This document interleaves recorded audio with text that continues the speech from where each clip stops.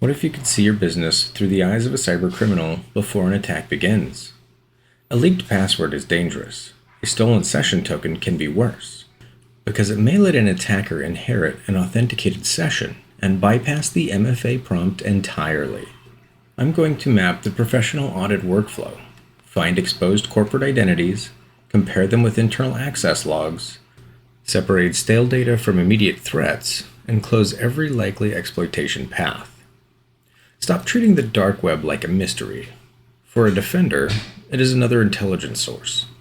The goal is not to browse randomly, contact criminals, or test stolen credentials. The goal is to conduct a controlled, legally authorized audit around assets your organization owns.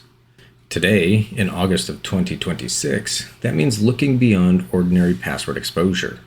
First, I'll explain why InfoStealer data changes the risk calculation. Then I'll show how to define a searchable corporate footprint without drowning in irrelevant results. After that, we'll examine how exposed credentials and cookies are compared with SSO activity. The most important step comes in the middle, deciding whether a finding is merely old data or evidence that exploitation may already be underway. Finally, I'll turn the findings into immediate containment actions and a continuous defense cycle. By the end, you'll have a clear sequence your security team can run without confusing passive alerts with active reconnaissance. The first shift is simple. A password is no longer the only identity asset worth stealing. Modern InfoStealer malware can capture browser-saved passwords, cookies, and active session tokens from an infected device. That changes what an attacker may possess. With a static password, the attacker may still face MFA. With an authenticated session artifact, the attacker may try to resume a session that has already been past authentication. And that is why successful MFA deployment does not end the investigation. The underground economy has also moved beyond giant static password lists. Marketplaces such as Genesis and Russian Market represent a model built around packaged digital identities.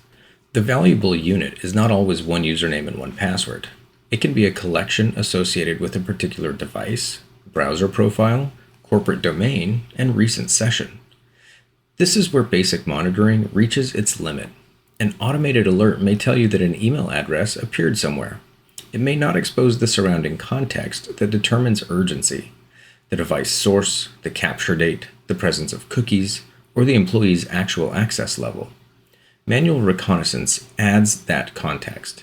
It asks whether the exposed identity belongs to a contractor or an administrator, whether the data is old or recent, and whether the related account has touched sensitive systems. The key lesson is this: do not rank every leak equally. Rank the identity, the artifact, and its possible access together. Once that risk model is clear, we can start hunting for the organization's real footprint. A useful hunt begins with scope, not with a search box. I would first create an inventory of identifiers that genuinely belong to the organization.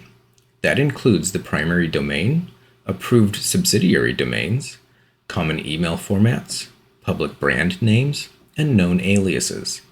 This becomes the search dictionary. Without it, results quickly become a pile of unrelated mentions. Next comes the collection through approved intelligence sources. Underground Telegram channels may contain domain references or recent combo lists. Specialized search engines, such as Hudson Rock, can help surface InfoStealer exposure connected to a company domain.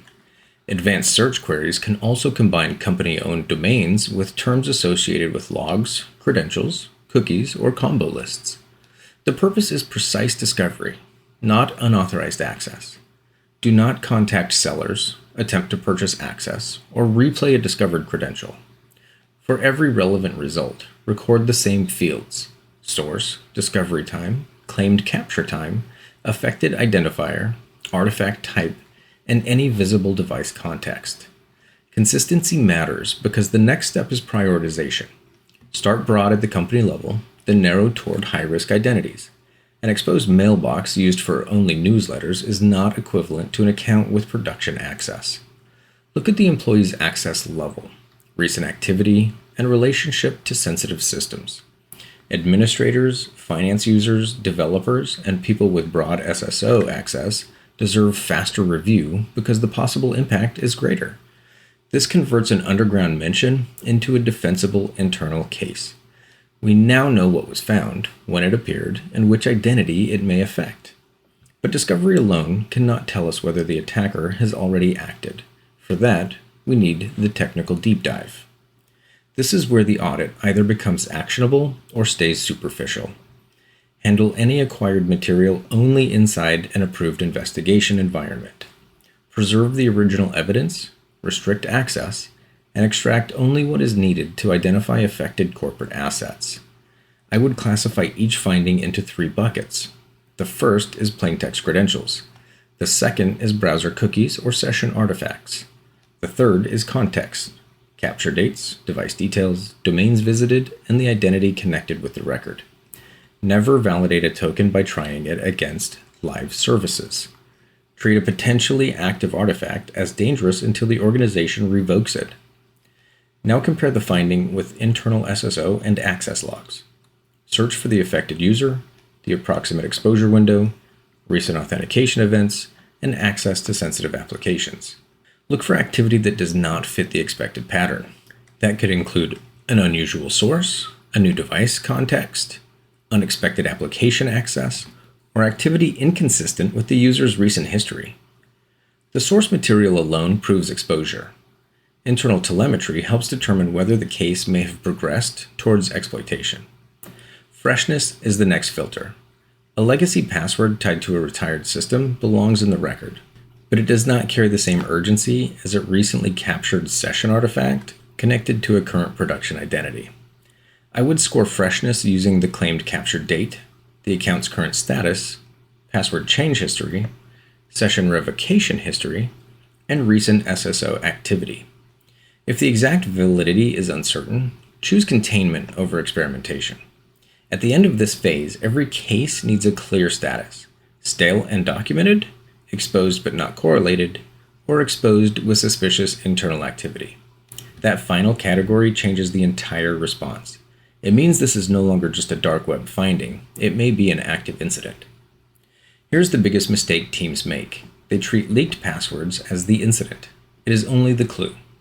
The real question is whether the stolen identity created a path into the environment. A password reset can leave existing sessions untouched. A clean SSO login can still be followed by persistence from somewhere else. And an employee's corporate identity may have leaked from a personal device used for unauthorized remote work. So the response cannot stop at changing one password. We have to invalidate trust, inspect what happened after authentication, and find the original infection source. That is how a dark web alert becomes breach prevention instead of paperwork. Containment begins by assuming the exposed identity can no longer be trusted.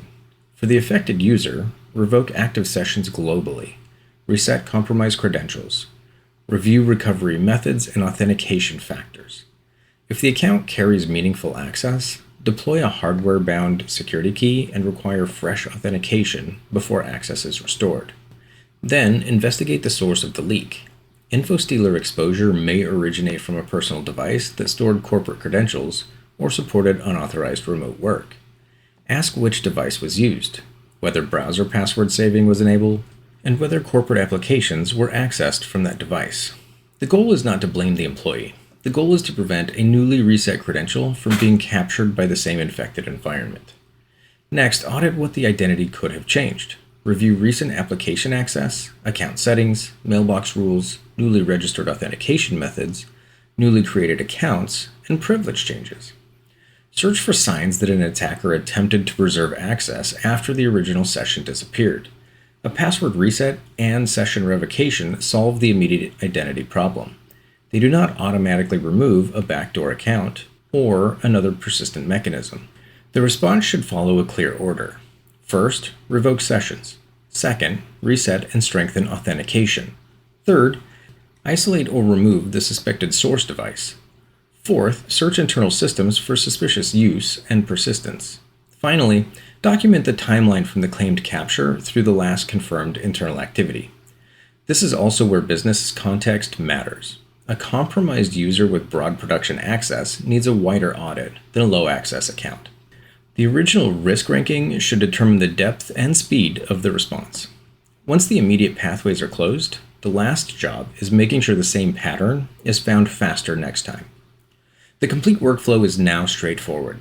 Map the organization's domain and identity patterns. Search approved intelligence sources for matching exposure. Record the source, timing, artifact type, and device context. Prioritize users by access and recent activity. Compare every meaningful finding with SSO and application logs. Separate stale records from fresh session risk. Then revoke trust, secure the account, investigate the source device, and hunt for persistence. Do not run this once and call it finished. Feed the findings into the Security Operations Center, or SOC, as a continuous hunting cycle. Repeated browser-saved password exposure should change digital hygiene policies. Third-party password reuse should inform employee guidance. Findings tied to unmanaged devices should shape conditional access. Patterns involving high-risk identities should update risk-based authentication rules. That feedback loop is the payoff. Dark web intelligence stops being an isolated alert and becomes an input into access policies, detection, and incident response. The organization learns from every exposed identity before the next one appears. The objective is not perfect visibility into every underground source. It is a repeatable process that turns the evidence you can find into faster, safer decisions. If this workflow helped you think beyond password alerts, please subscribe. That is the one ask. Then watch the related guide on building conditional access policies around identity risk. It picks up exactly where this audit ends and shows how reconnaissance findings become real access decisions. Dark web intelligence is only valuable when it changes what your defenses do next. Thanks for watching. Please like and subscribe, and we'll see you on the next one.